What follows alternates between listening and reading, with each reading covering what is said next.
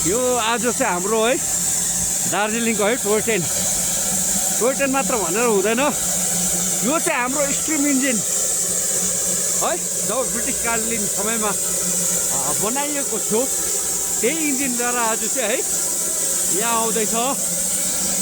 हेर्नुहोस्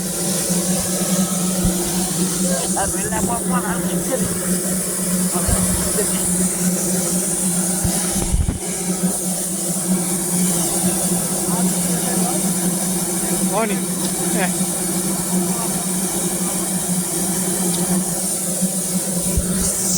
आयो आए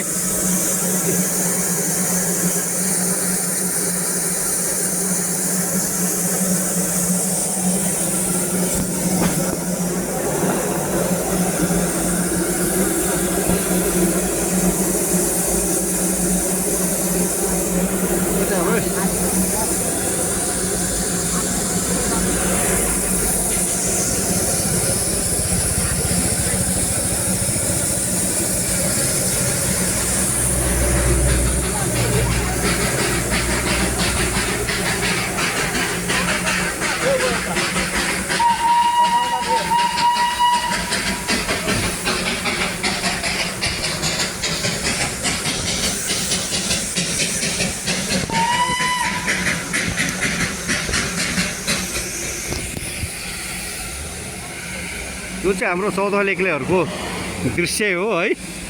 र यहाँ चाहिँ आज हाम्रो स्ट्रिम टोय ट्रेनले चाहिँ सम्पूर्ण फरेनरहरूलाई लिएर आएको छ है।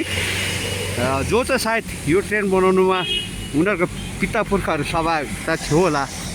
त्यसले यसैले गर्दाखेरि आज यहाँ रोकेर है यो ट्रेनको है उहाँहरूले नि भरपुर आनन्द लिइरहेको छ। हेर्नुहोस्